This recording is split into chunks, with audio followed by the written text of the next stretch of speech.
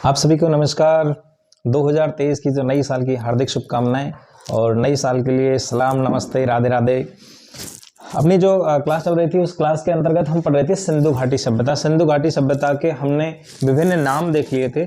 आज हम देखने वाले हैं सिंधु घाटी जो सभ्यता है उस सिंधु घाटी सभ्यता का जो समय काल है वो कितना रहा है। ठीक है, समय काल कितना रहा है और किसके मत में कौन सा समय है और जो ऑथेंटिक समय है वो कितना है। और सबसे पहला जो सवाल है, हम पढ़ रहे हैं सिंधु घाटी सभ्यता। ये मैं पिछली क्लास में आपको बता चुका हूं, तो आपको ये बताना है कि सिंधु घाटी सभ्यता ये नाम किसने दिया। ठीक है, सबसे पहला प्रश्न ये आपके सामने है कि सिंधु घाटी सभ्यता नाम किसने दिया।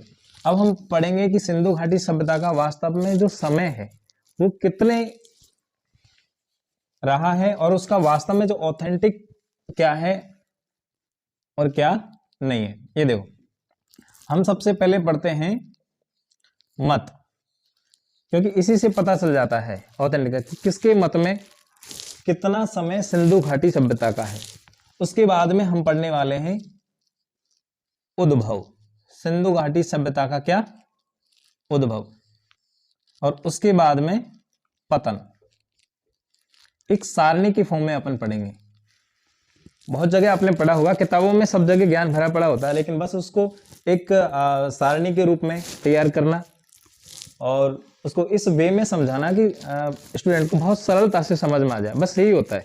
टीचर का काम भी ये होता है। कोई भी टीचर किसी के प्रति कोई ऐसा नहीं करता पढ़ा करके। ठीक है, उसका काम ये होता है कि जिसके पास जो नॉलेज होता है उस नॉलेज को ट्रांसफर करते हैं एक स्थान से दूसरे स्थान पर। जो थोड़ा जिसके पास थोड़ा ज्यादा नॉलेज होता है वो थोड़े कम नॉलेज वाले को देता है। पूर्ण ज्ञानी कोई नहीं होता। सबसे बड़ा ज्ञानी वो होता है इस दुनिया में जो ये कहता है कि मैं पूर्ण ज्ञानी हूं। तो अपन पढ़ते हैं कि सबसे पहले सिंधु घाटी सभ्यता में मत जो सार्वभौमिक है वो है NCERT। NCERT, तो NCERT बोलती है कि जो सिंधु घाटी सभ्यता का जो उद्भव हुआ था वो हुआ था 2500 ईसा पूर्व में। कब हुआ था? 2500 ईसा पूर्व में। और सिंधु घाटी सभ्यता का जो पतन है वो NCERT मानती है कि 1750 ईसा पूर्व इसका पतन हुआ था। अब एक और जो सबसे प्रचलित मत है वो है रेडियो कार्बन पद्धति 14 R14। अच्छा, इसके साथ ही एक प्रश्न और है कि R14 जो पद्धति थी इसका खोज किसने की? इसकी खोज किसने की? रेडियो कार्बन जो पद्धति है। ठीक है, R14 के अनुसार ये क्या बोलता है कि 2500 ईसा पूर्व से लेकर 1750 तक सिंधु घाटी सभ्यता रही। कौन बोलता है इस बात को? NCERT। R14 जो रेडियो कार्बन पद्धति है इसके अनुसार 2350 ईसा पूर्व से पतन तो वही मानता है। वो कितना? 1750 ईसा पूर्व।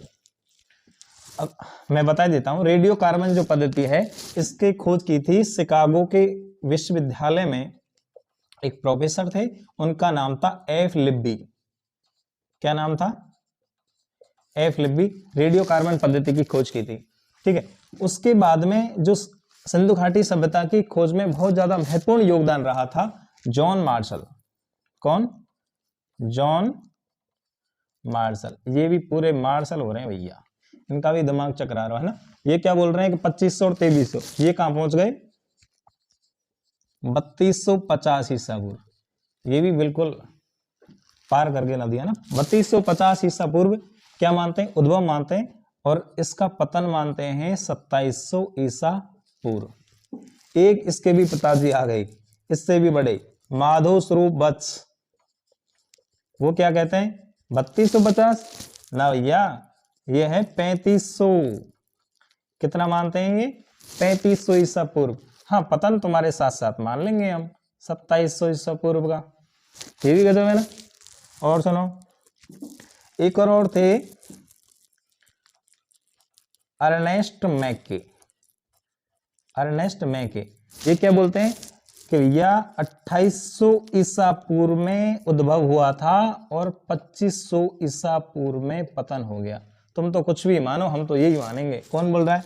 अर्नेस्ट मैके।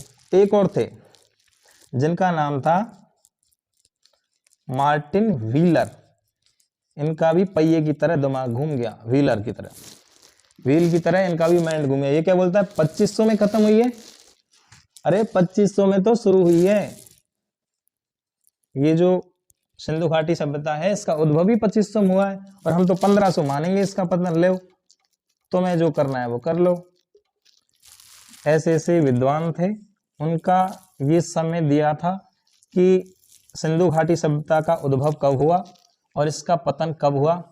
अब बात ये आती है कि माने किसकी, तो मानने का तो भैया यही है, एनसीईआरटी और R40।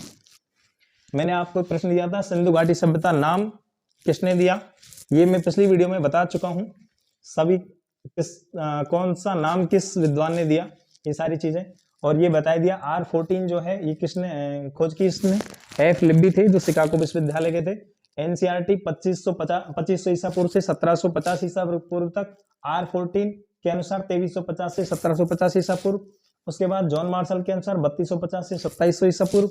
उसके बाद MS वत्स के अनुसार 3500 से 2700 ईसा पूर्व, और अर्नेस्ट मैके के अनुसार 2800 ईसा पूर्व से 2500 ईसा पूर्व, और मार्टिन व्हीलर के अनुसार 2500 ईसा पूर्व से 1500 ईसा पूर्व।